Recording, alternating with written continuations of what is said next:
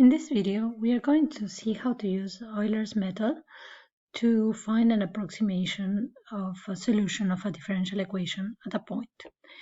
The initial value problem we have, it's here. It says that the derivative of the y function with respect to x is equal to x plus y.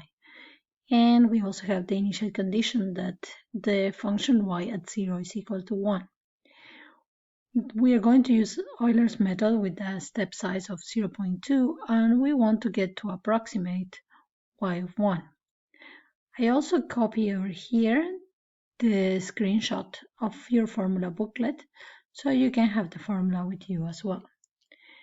And before starting the work with the calculator, I want actually to draw a picture explaining one more time what is it that we are trying to achieve over here. So I have my axis over here. I'm going to add some points on the x-axis. Since the step is 0.2, I'm going to add points 0, 0.2, 0.4, and so on until we get to the point 1. And we also have the initial condition that the function at 0 is going to take the value 1. I'm not using the same scale on the y-axis. So what is that we're going to do?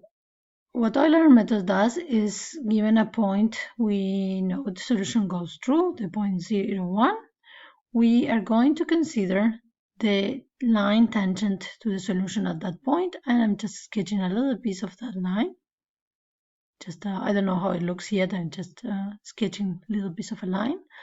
And then we know that close to 0, this line is an approximation, because it's a tangent line, is an approximation to the solution.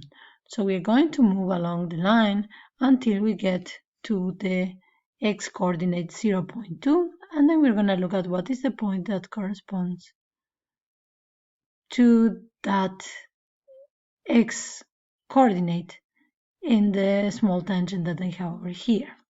So this is going to be my point x1, and the corresponding y coordinate is going to be my point y1.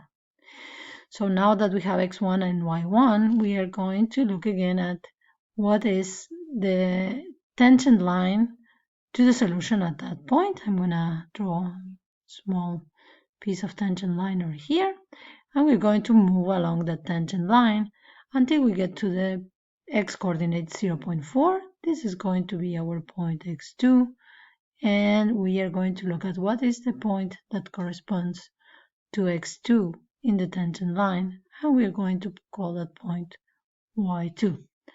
And one more time, we are going to find what is the tangent line to the solution at the point x2, y2, so 0.4 and the corresponding y, and we're going to have to move along that tangent.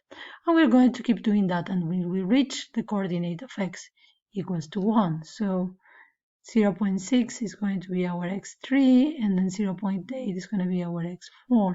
And when we get to 1, which will be x5, we'll be done.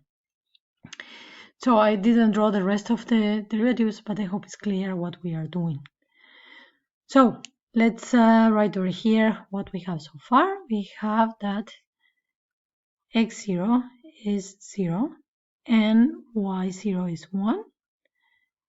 And we know how we're going to find the next points. The next points are going to be given by, well, x1 is going to be 0.2, and then to find y1, we need to evaluate the line tangent to the solution going through the point 0, 1, and we do that with the formula we have from the formula booklet. This is going to be given by y0, so the y of the previous step, plus h, which is in this case 0.2,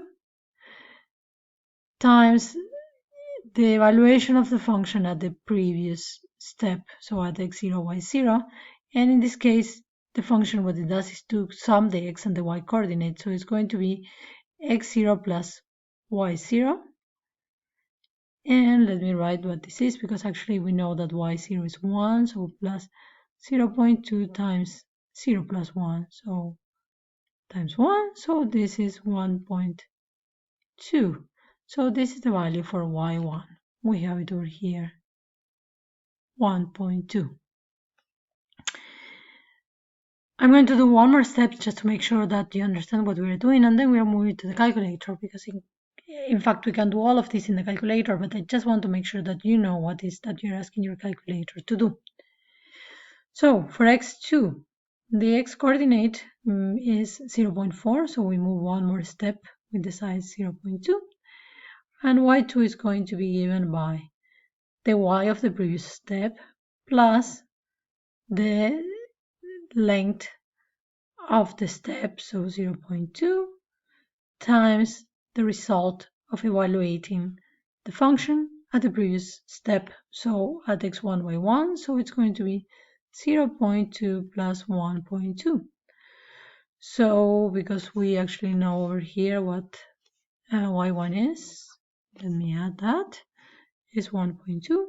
So we know what we need to do over here. y2 is given by, we have over here 1.4, 1.2 plus 0.2 times 1.4, and we can do this. This is 0.28 plus 1.2, though this is 1.48. So that will be the value of y2 over here. Okay, but we could do this with by hand, but we are going to move to trying to do this work with the calculator in the most efficient way. Let's think for a second what is the information we want to give to the calculator. We want to tell what is the function f, so we want to tell the calculator that f of x, y is defined by doing x plus y. That we are going to do. We're going to define as well the sequence x recursively. X at 0 is equal to 0, and then x at the step n is given by 0.2 plus x at the previous step. Notice that I have the sequence in a little different way than it's written in the formula booklet, and that's just because it's going to be easier to enter it in the calculator, but it doesn't really matter. What we're saying is x at a step is 0.2 plus what it was at the step before. So that's my x, and we're going to do the same with y. Y at 0, so the first y that we have, y0 is equal to 1. And then when we need to find what's happening at the step n, we need to sum what was happening with y at the previous step plus 0.2 times the function. We already have the function entered in the calculator, that's it here, evaluated at the previous step, so x n minus 1, y n minus 1. So let's see how we enter this information in the calculator. Okay, let me show you what we have done with the calculator up to now. Sorry, I moved to the wrong screen. So what do we have here? Well, I started by clearing all the variables because I don't want to mess up with something else I may have stored in the calculator. I defined the function f, I defined the sequence x, and I defined the sequence y. And I just check with one value. We know that when we evaluate y at the first step, we get 1.2 because we tried that before. So it looks like the definition is fine. Let's try one more. Y at 2, we have found this value as well, 1.48. So we are fine.